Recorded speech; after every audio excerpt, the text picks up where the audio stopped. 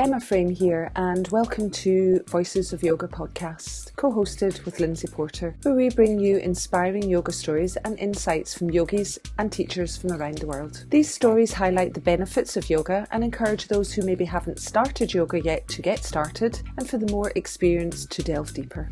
We hope you enjoy. This is podcast number 147 and video podcast number 16.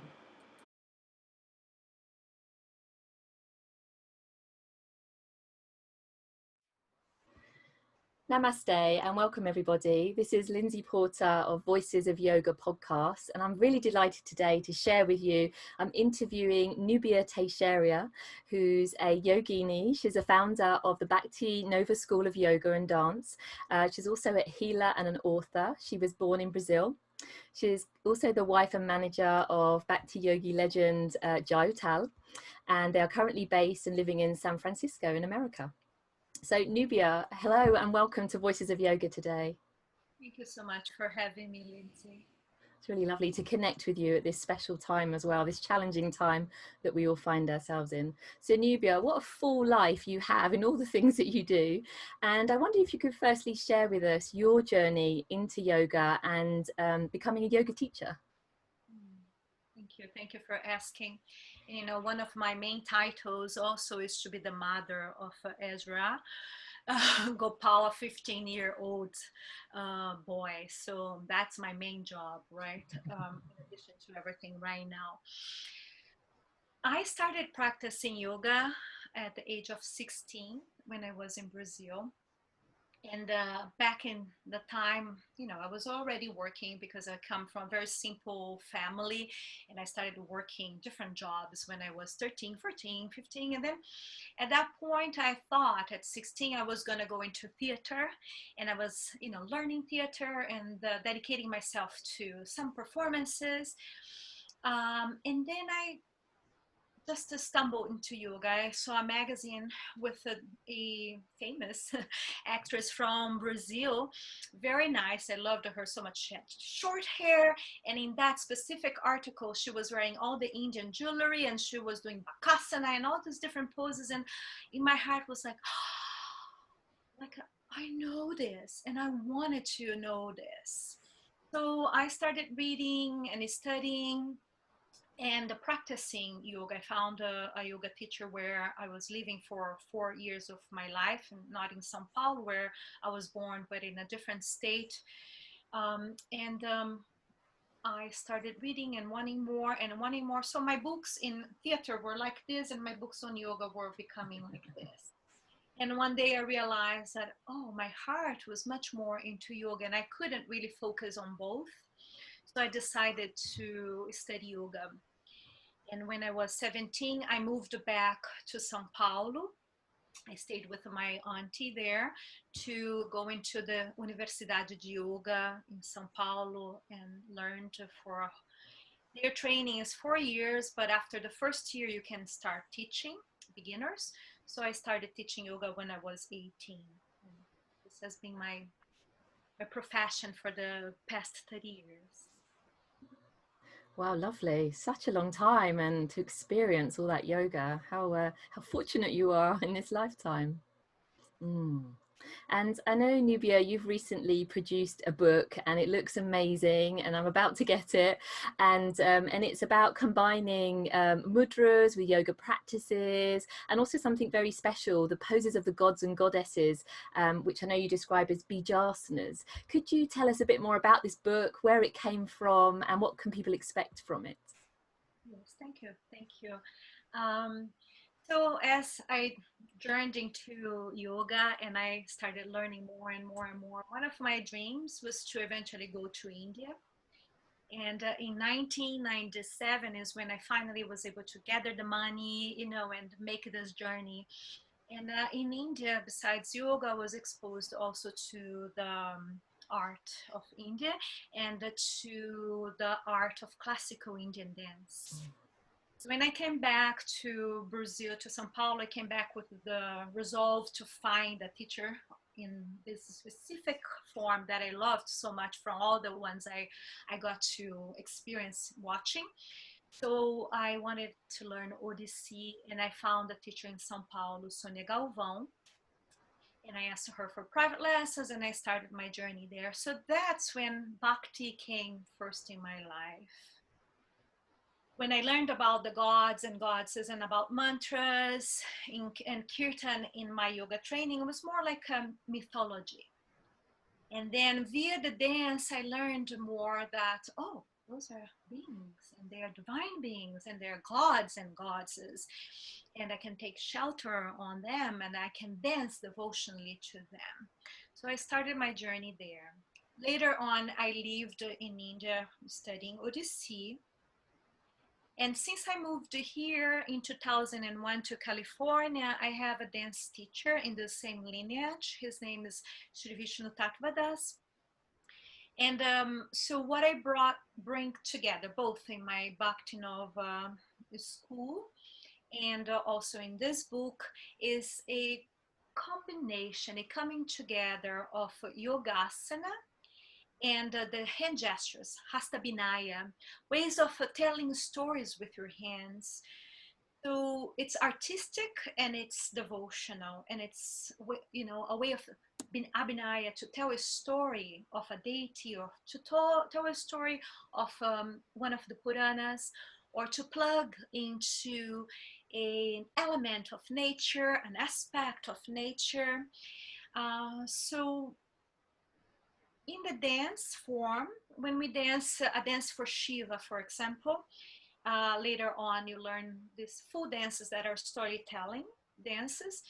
You will learn many different aspects of Shiva. So I plucked one aspect from the many that I could be used in the book, one or two, and I called them Bijasanas, the Bija asanas of the deities, following the teachings of Natya Shastra, which will tell this is the gesture, the mudra you use for this specific deity. So it's bona fide, let's say. And then there is the storytelling, which is more playful. But the gestures I bring to the book and the positions are based on Odissi, the classical Indian dance of Odissi, and then the hand gestures on Natya Shastra, Abhinaya Darpana, which is the knowledge of using your hands to tell stories. That's wonderful. And are there pictures in the book as well that help depict this? Yeah, that was the main idea, that the book would be something that you first see, like in a dance, and that will awaken something inside of you, which it did for me. When I first saw, I was totally hypnotized. Is that a word? Like in awe, and more than the movements and the very intricate, you know, difficult things that they were doing, the dancers were doing, their feet, the hands, to me was like, you know, always being my passion.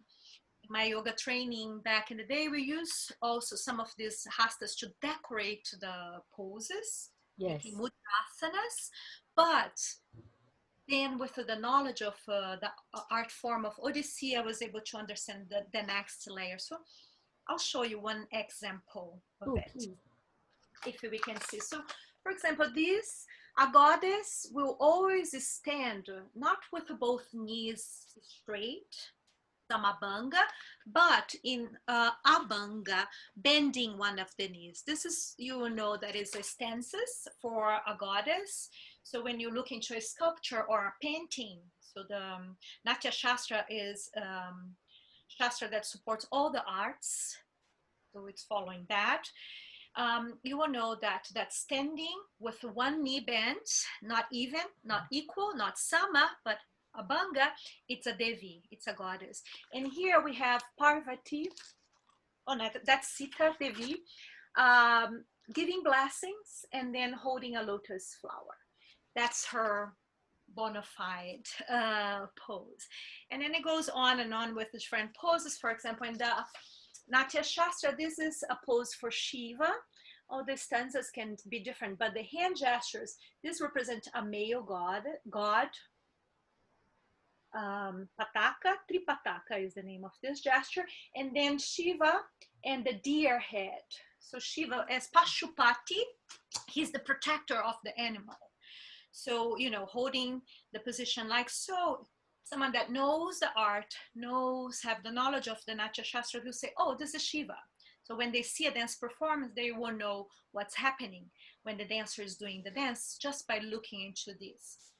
So I'm bringing this to the yoga world, where besides worshipping with the word, or along with perhaps, you're also doing the gestures of the deities and embodying their qualities. It's not, in my belief as a bhakta, it's not that I become the deity. Like if I am doing the Lakshmi gestures, which is like, this is the official holding 2 lotuses flowers by her shoulders in Kapita.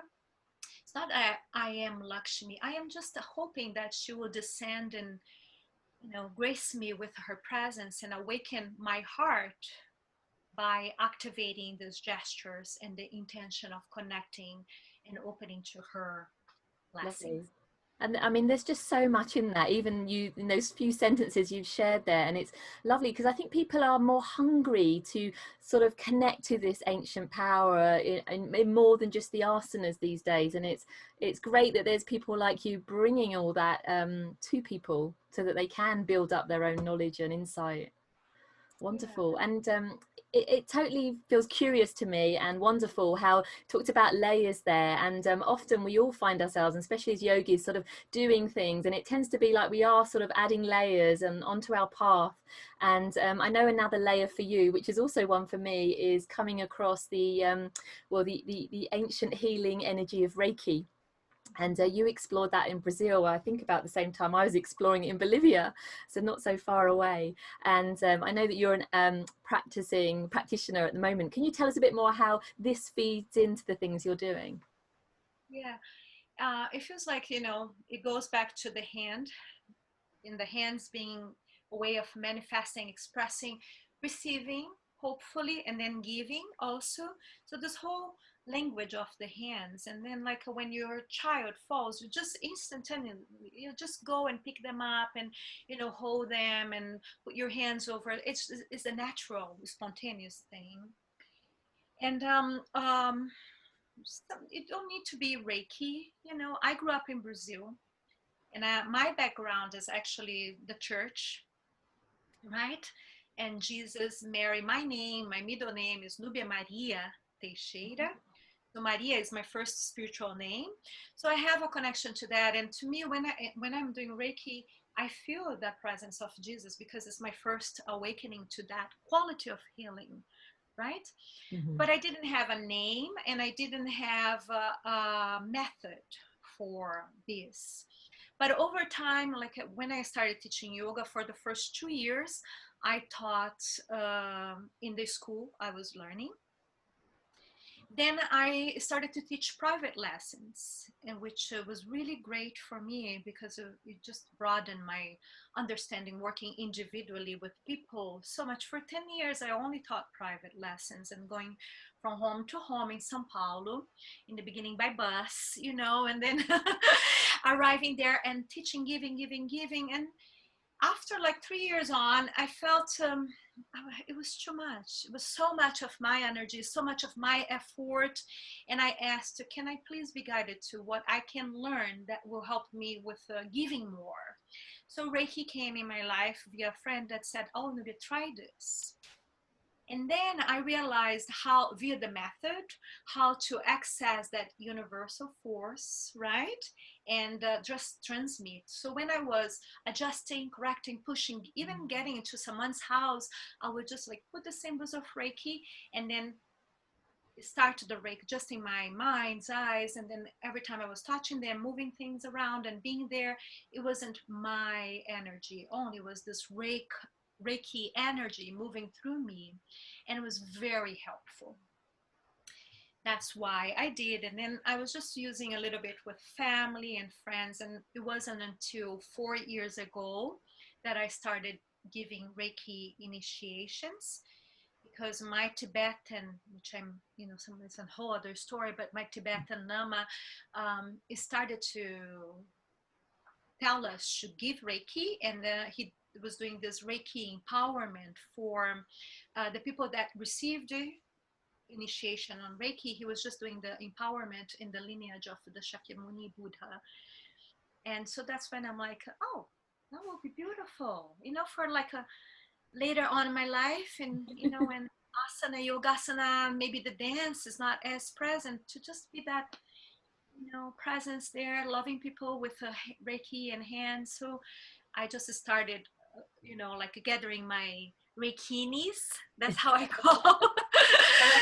Even I was doing in Reikini. So I said, then when we are very old, we can just stay there, do by donation and work together. So I do once a year initiation. But Reiki I use a lot, and people dying, people it's something that I use in my life a lot. That is lovely, isn't it? And there's so many people around the world now sharing those kind of energies, and really heartfelt, especially at the time we all find ourselves in at the moment. It counts for a lot. My next question is a bit of a cheeky one, actually. So given that you are married and partner to the Yogi Bhakti legend, Jai Tao, I'm kind of curious to know, when you wake up in the morning, can you just sort of ask him for your favorite song? Will he sing it for you over breakfast? How does that work in your household? That's a romantic thought. There are many moments of sharing, our music, and beautiful moments of us creating together, co-creating, lullabying each other, holding each other, and they don't often happen in the morning, because in the morning I wake up really early. I have my time, it's my time, as you know how it is survival for a mother to have that space in the morning to do her practice. And now that I'm teaching from home, I only teach early mornings, the online classes, ongoing classes, because then the house is happening later, right?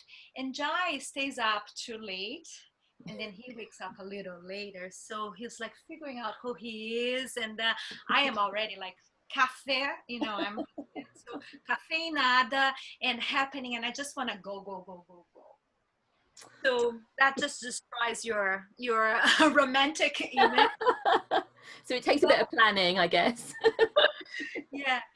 Then, and yes, we do get to have him singing for me. We do get to sing together. I do get to give him, Thai massage and Reiki. We do get to exchange what we, Jai is my main Reiki client, and to exchanging that level. And his music is really inspiring. His practice really inspired. He's really devoted. He's one pointed concentration for the past 50 years. This is what Jai is doing, have been doing, right? Yeah. And that is really beautiful. He's creative, so inspiring. Every day he can come up with a new melody, a new song. So perhaps I do take that for granted, and at this point in my life, but it was his music that brought us together. So when I was in Brazil, and I had all these different private students, we decided to come together and create a party. And then we came up with the idea of bringing Jai Tal to Brazil. And that's how I met Jai. Me and my private students. One gave the air ticket to Jai, the other one to the drummer and the hotel. And we co-created this event where Jai came with a drummer and shared kirtan. So I have deep appreciation and respect to his music, and to, as Yeah. in this path, have been sharing for so many years. Wonderful. And I know we were talking recently via email about some of the songs that he's specifically written for you over the last few years, and only for you and the students you share them with. And you asked him to release them as part of sort of an offering to the world at this time. Can you tell us a bit more about that and the Garu's lullaby? Yes, that is beautiful. So for my birthdays, Jai has been making these special songs for me, instrumental, and which is not very much, it's not common for what he does. Just a giant guitar or giant dotar, just instrumental, no singing. And I've been using my yoga classes or using for myself. And when the pandemic happened, I told Jai, I think it's time for us to release the goddess songs. So I do not use my spiritual names, and nobody, I have a, the Brazilian one I told you, Maria, and then I have the Tibetan one I received, and then I have this spiritual name that was given to me, but I only use with my spiritual mother that gave me that name, Gauri. So when Jai was making those songs, he was making and calling, Gauri dream, Gauri's dream, Gauri's awakening. So I thought, okay, so now is the time. Let's share this music, because over the years everybody was asking me, "Oh, can I have that?" And I said, "No, fine." And so that's how it came into being. And it's a beautiful CD form of the songs were released, and they are very long pieces, very restorative and relaxing, and just so nourishing for the heart. Um, yeah, you can find it on, I guess, Spotify and iTunes if you wanna, help the musician a little bit more. Yeah. Indeed. Lovely. And Nubia, is there anything else you'd like to share about the many paths that you have, your yoga, your other spiritual practices with the listeners? You're so kind. Thank you for asking, Lindsay, and thank you for giving me the platform to talk about my work. Um, so, two things. One, I never really wanted to release my book, but there was, because I didn't want to just share with everybody. I had this thing of like keeping inside and, keeping contained. And then it's a long story, but I received this instruction, and then are you going to die with it? So that was the motivation to really bring this book into birth. And it took me 3 years to finalize the whole process. So it's called Yoga and the Art of Mudras, and you can find there anywhere right now. It's in English. I'm working towards getting that in Portuguese. um, and then when the pandemic happened, also one of the things that I did not want to do is to record my classes, like, because in the book is stationary. Then how to bring those into motion and onto the yoga sadhana, into hatha, combined hatha and bhakti. So what I started in May, I'm actually now super excited, and also was like, this is what you're doing, was a Patreon page. Patreon is, which I'll give you the information after, is a platform where an artist will share what they are creating. So it says Nubia Teixeira is creating devotional content. So for the month of May, I focused on Parvati, the Mother's Day, and the Mother of Yoga. Then for the month of June, so I just started with the pandemic to put videos. June was Shiva. So the whole month was dedicated to Shiva's Bhakti. July was Lakshmi, the whole month of July, Lakshmi. And this morning I was recording the next month, which is Vishnu. So every month I will dedicate to one deity and the many aspects and the many ways that one can bring the bhakti off to their hatha yoga class. So there are many different ways that one can join me, and that's what is helping me financially right now. And also it's a place I'm discovering, it's a place where I can pour my bhakti, which I haven't found a way. Ongoing classes, they demand you to do a little more asana. So in Patreon is, I am doing some asana, but it's in balance with everything else that I'm doing. Weekly, someone will receive on Mondays a class, 40 minutes, 50 minutes, 1 hour max. And then there is every month a Bhakti teaching, Bhakti stories related to the deity, if you join me as a student or as a yoga teacher or as a yoga trainee. And I'm super excited. I'm just bringing it all in there. So I want to share about Patreon. Yeah, thank you. I think a lot of people will be interested to go and look into that. So usually we ask our guests to share with us something that's currently inspiring them in the yoga practices. But I wonder whether for you, Nubia, you could read something for us from your book. Oh, that is very kind of you. Thank you. Let me see. I need my glasses. Which then I need to find my glasses. Yes. So, Interesting writing a book. I have never written a book, and then it's not my first language, right? But Yeah. you write so much, and then it edits in the book, right? So here, a very simple definition right now of Bhakti Yoga. Lovely, thank you. Bhakti Yoga awakens the devotional heart and kindles the quality of love inside of one's inner being, resulting in external acts of love and devotion. I think I'll read that again because the Portuguese kicked in, so I'll do it again. Bhakti Yoga awakens the devotional heart and kindles the quality of love inside of one's inner being, resulting in external acts of love and service. Ah, lovely. Thank you. Gosh, I've enjoyed everything hearing about you today, and I feel like I hardly even scratched the surface. All these things you are gathering and gathered through your wisdom. I do know people will be interested to find out a lot more about you, though. Could you share where people can go to find out more about you, Nubia? Thank you. NubiaTeixeira.com. Okay. Yeah. Lovely. Well, I'd just like to say a huge thank you and gratitude for coming online and connecting with us, America to Scotland today, on Voices of Yoga. Namaste. Namaste. Thank you.